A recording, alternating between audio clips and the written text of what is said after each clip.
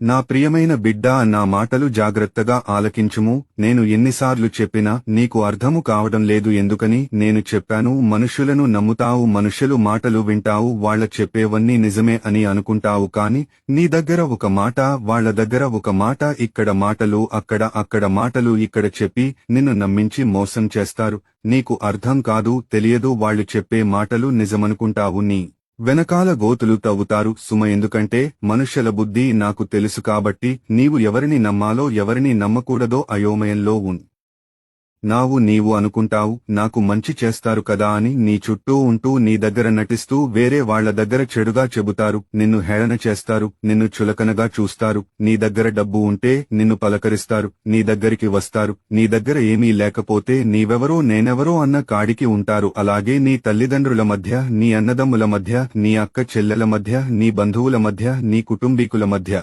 చిచ్చులు పెడతారు, గొడవలు సృష్టిస్తారు, ప్రేమ లేకుండా చేస్తారు. వాళ్లందరిలో నిన్ను విడదీసి నిన్ను ఒంటరి వానిగా చేస్తారు. నేను అప్పులైపోయాను, అప్పులు ఎలా తీరుతాయో అని బాధపడుతున్నావా? నీ అప్పులు నేను తీర్చివేస్తాను. అనారోగ్యముతో ఉన్నావా? ఒక రోగము తగ్గితే మరొక రోగం వస్తుందని బాధపడుతున్నావా? నీ బిడ్డలు నీ మాట వినడం లేదా? అమ్మా నాన్న మీకు ఏమీ తెలియదు, నాకు అన్నీ తెలుసు అని నీ బిడ్డలు ఎదిరిస్తున్నారా? అలాగే శరీరము సహకరించడము లేదా? ఎంత కష్టపడినా నీవు రోజువారీ సంపాదించిన సంపాదన సాలడం లేదా? నీవు నన్ను అడుగుము, నీకు అన్నీ ఇస్తాను. కాబట్టి నీవు నామీద ఆధారపడి నీవు జీవిస్తే నీకు నేను స్నేహితుడిగా ఉంటాను, తోడుగా ఉంటాను, నీకు సహాయం చేస్తాను. నీవు అడిగినవన్నీ ఇస్తాను, నీకు సలహా ఇస్తాను, సమాధానము కలగచేస్తాను. ఎందుకంటే నీ వారే నీకు శత్రువులు అవుతారు, నీ ప్రాణ స్నేహితుడే నీకు కీడు తెస్తాడు. నిన్ను ఎక్కువగా ప్రేమిస్తున్నాను అని నీవు నమ్మేటట్లు నిన్ను మోసం చేస్తారు. జాగ్రత్త. బైబిల్ వాక్యము చదువు. కీర్తనల గ్రంథము 118వ అధ్యాయము 8వ వచనం. మనుషులను నమ్ముకొనుట కంటే యెహోవాను ఆశ్రయించుట మేలు.